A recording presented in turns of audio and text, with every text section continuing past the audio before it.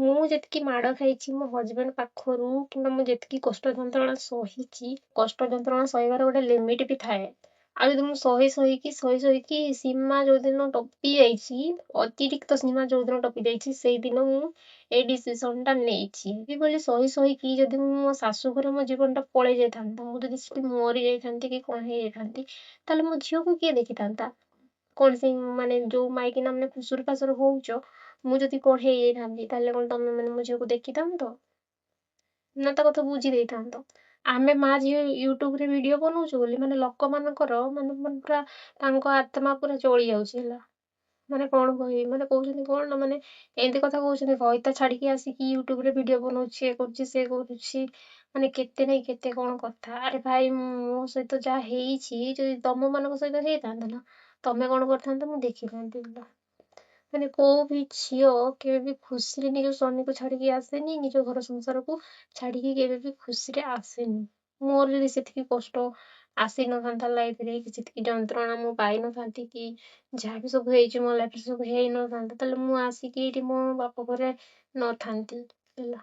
ମୁଁ ମୋ ସ୍ୱାମୀ ସହିତ ଖୁସିରେ ରହିଥାନ୍ତି, ଖୁସିରେ ଘର ସଂସାର କରିଥାନ୍ତି। ସବୁ ଝିଅ ମାନଙ୍କର ସ୍ୱପ୍ନ ଥାଏ କି ମାନେ ସେ ତାଙ୍କ ସ୍ୱାମୀ ସହିତ ଭଲରେ ରହିବେ, ମାନେ ତାଙ୍କଠୁ ଭଲ ପାଇବା ପାଇବେ, ତାଙ୍କୁ ଭଲ ପାଇବା ଦେବେ। ସମସ୍ତଙ୍କର, ସବୁ ଝିଅ ମାନଙ୍କର ସେଇ ଆଶା ଆଉ ମାନେ ସେଇ ଇଏ ଥାଏ, ସେଇ ସ୍ୱପ୍ନ ଥାଏ। କିନ୍ତୁ ଯେତେବେଳେ ସେଇଟା ଅଲଟାରେ ପରିପୂର୍ଣ୍ଣ ହେଇଯାଏ ନା, ସେତେବେଳେ ସେ ଝିଅଟି କଣ କରିବ, ତା ପାଖରେ କିଛି ଅପସନ ନଥାଏ। ତ ସେଇ ଜିନିଷଟାକୁ ଏ ଦୁନିଆ ମାନେ ବୁଝିପାରନ୍ତିନି ହେଲା। କିଛି ଲୋକ ଅଛନ୍ତି ଏମିତି ସେଇ ଜିନିଷଟାକୁ ସେମାନେ ବୁଝିପାରନ୍ତିନି। ତ ତାଙ୍କର ଖାଲି ମାନେ କହିବାର ଗୁଣ ବେଶୀ, ମାନେ ତା ସହିତ କଣ ହେଇଛି ସେ ଜିନିଷଟାକୁ ମାନେ ଫିଲ୍ କରିବା ଶକ୍ତି ତାଙ୍କର ନାହିଁ। ଖାଲି କେମିତି ତାକୁ କହିକି ତାକୁ ଡିପ୍ରେସନରେ ପକେଇବୁ, ସେଇ ଚକ୍କରରେ କେବଳ ମାନେ ଆଜିକାଲି ଦୁନିଆର ମାଇକିନା ମାନେ ବେଶୀ। ପୁରୁଷ ମାନେ ସେ ଛାଡ଼ ଖରାପ ନଜରରେ ଯାହା ଦେଖିଏ, କିନ୍ତୁ ମାଇକିନା ମାନଙ୍କର ଗୁଣ ଅଧିକ। ଖାଲି ଟୁପୁରୁ ଟାପର ଫୁସୁରୁ ଫାସୁର, କାହା ପିଣ୍ଡାରେ ବସିକି କୋଉ ଗଛ ମୂଳେ ବସିକି ଖାଲି ଫୁସୁରୁ ଫାସୁର ହଉଥିବେ। ମୋ ସ୍ୱାମୀ ସହିତ ଯଦି ମୋର ଭଲ ପାଇବାର ମାନେ କଣ କହିବି, ସେ ଯଦି ମତେ ସେତିକି ଭଲ ପାଉଥାନ୍ତେ କିମ୍ବା ମୋ କଥା ବୁଝିଥାନ୍ତେ, କି ମତେ ଯଦି ଭଲରେ ରଖିଥାନ୍ତେ, ତାହେଲେ ମୁଁ କଣ ତାଙ୍କ ସହିତ ଥାନ୍ତିନି? ମୁଁ ଯେତିକି ମାଡ଼ ଖାଇଛି ମୋ ହଜବେଣ୍ଡ ପାଖରୁ କିମ୍ବା ମୁଁ ଯେତିକି କଷ୍ଟ ଯନ୍ତ୍ରଣା ସହିଛି, ସେ ସବୁ ଯଦି ଆଉ କୋଉ ଝିଅ ବି ସହିଥାନ୍ତେ, ତାହେଲେ ସେ କଣ ସେଠି ରହିପାରିଥାନ୍ତେ? ରହିପାରିନଥାନ୍ତେ ହେଲା। ମୋ ଲାଇଫରେ ଯାହା ବିତିଛି, ଯାହା ବି ଘଟିଛି, ସେ ସବୁ ମତେ ଜଣା। ତେଣୁ ଯୋଉମାନେ ବି ମତେ ସବୁ କହୁଛ,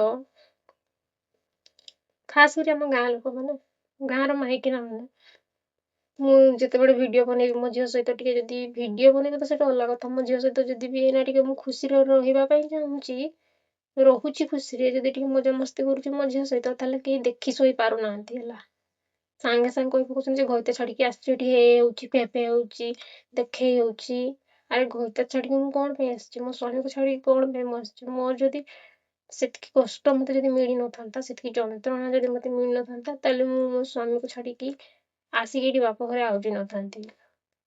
କାହିଁକି ନା ମୋ ଛୁଆର ବି ଫ୍ୟୁଚର ଅଛି, ମୋ ଛୁଆର ବି ଭବିଷ୍ୟତ ଅଛି। ତ ମୋ ଛୁଆଟାକୁ ନେଇକି ଏଇଠି କାହିଁକି ମୁଁ ପଢିଥାନ୍ତି? କହିବାଟା ବହୁତ ସହଜ, କିନ୍ତୁ ଯାହା ଘରେ ସେ ଘଟଣା ସବୁ ଘଟୁଛି କିମ୍ବା ଯିଏ ସେ ଜିନିଷଟାକୁ ଅଙ୍ଗେ ଲିଭେଇଛି ନା, ସେ ହିଁ କେବଳ ଫିଲ୍ କରିପାରିବ ସେ ଯନ୍ତ୍ରଣାଟା କଣ ଆଉ ସେ କଷ୍ଟଟା କଣ। କହିବା ଲୋକ ତ ଖାଲି କହି ପକେଇବ।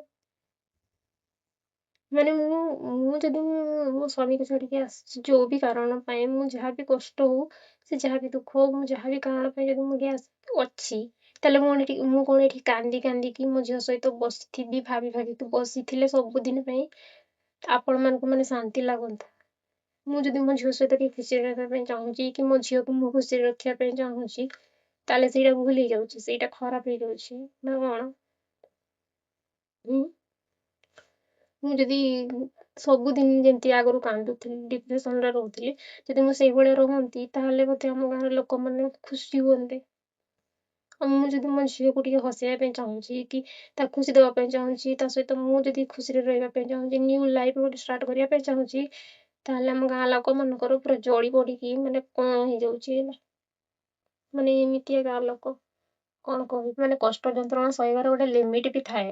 ଆଉ ଯଦି ମୁଁ ସହି ସହିକି ସୀମା ଯୋଉଦିନ ଟପି ଯାଇଛି, ଅତିରିକ୍ତ ସୀମା ଯୋଉଦିନ ଟପି ଯାଇଛି, ସେଇଦିନ ମୁଁ ଏଇ ଡିସିସନ ଟା ନେଇଛି ହେଲା। ତ ମୁଁ ମାନେ କଣ ସହିବି ବୋଲି ସହିକି ଯଦି ମୁଁ ମୋ ଶାଶୁ ଘରେ ମୋ ଜୀବନଟା ପଳେଇ ଯାଇଥାନ୍ତା, ମୁଁ ଯଦି ସେଠି ମରି ଯାଇଥାନ୍ତି କି କଣ ହେଇଯାଇଥାନ୍ତି, ତାହେଲେ ମୋ ଝିଅକୁ କିଏ ଦେଖିଥାନ୍ତା? କଣ ସେ ମାନେ ଯୋଉ ମାଇକିନା ମାନେ ଖୁସୁର ଫାସୁର ହଉଛ, ମୁଁ ଯଦି କଣ ହେଇଯାଇଥାନ୍ତି ତାହେଲେ କଣ ତମେ ମାନେ ମୋ ଝିଅକୁ ଦେଖିଥାନ୍ତ ନା ତା କଥା ବୁଝି ଦେଇଥାନ୍ତ? କିନ୍ତୁ କାହାକୁ ଏମିତି ଆଙ୍ଗୁଠି ଉଠେଇକି କହିବାଟା କେବେ ବି ଠିକ ନୁହଁ। କାହିଁକି ନା କାହା ଲାଇଫରେ କଣ ଘଟୁଛି ସେ ସବୁକୁ ଆଗ ବୁଝ, ବୁଝିକି ତାପରେ କୁହ ଯେ ଆକ୍ଚୁଆଲି ଭୁଲ କାହାର କଣ ନାହିଁ, ସେ ସବୁ ବିଚାର କର। ଆଉ ଖାଲି ଠୁସୁର ଠାସୁର ହେଇକି ତମେ କଣ ମାନେ ମହାନ କାର୍ଯ୍ୟ କରିଦଉଛ ନା କଣ, ମୁଁ କିଛି ବୁଝିପାରୁନି।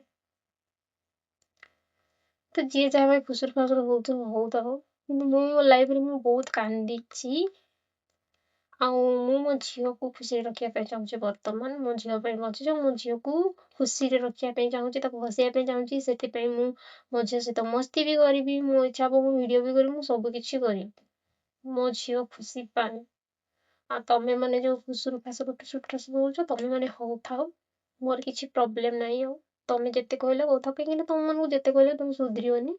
ତ ତମେ ଭାଇ ତାନା ମାରୁଥାଉ, ମାରି ମାରି ଯୋଉଦିନ ଥକିଯିବ ତମ ମୁହଁ ଆପେ ଚୁପ୍ ହେଇଯିବ। ନହେଲେ ଯଦି ଥକିବନି ତମ କାମ ତମେ କରି ଚାଲିଥିବ। ଆଉ କଣ କହିବି ମୁଁ? ଆପଣମାନେ ଯୋଉମାନେ ମତେ ସପୋର୍ଟ କରୁଛନ୍ତି, ଦିଲ ସେ ତାଙ୍କୁ ବହୁତ ବହୁତ ବହୁତ ବହୁତ ଧନ୍ୟବାଦ। ଆଗକୁ ବି ଏମିତି ମତେ ସପୋର୍ଟ କରନ୍ତୁ, ମୋ ଚ୍ୟାନେଲକୁ ସବସ୍କ୍ରାଇବ କରନ୍ତୁ, ଭିଡ଼ିଓକୁ ଲାଇକ୍ କମେଣ୍ଟ ସେୟାର କରନ୍ତୁ, ଯେମିତିକି ମୁଁ ଆଗକୁ ବଢ଼ି ପାରିବି, ମୋ ଝିଅର ଫ୍ୟୁଚର ମୁଁ ଗଢ଼ି ପାରିବି। ସେଥିପାଇଁ ମତେ ସପୋର୍ଟ କରନ୍ତୁ ସବୁବେଳେ। ଆପଣମାନଙ୍କର ସପୋର୍ଟ ମତେ ନିହାତି ଭାବରେ ଦରକାର। ସୋ ପ୍ଲିଜ ମତେ ସପୋର୍ଟ କରନ୍ତୁ। ଜୟ ଜଗନ୍ନାଥ। ଦେଖା ହବା ଆଉ ଗୋଟେ ଭିଡ଼ିଓରେ। Bye bye.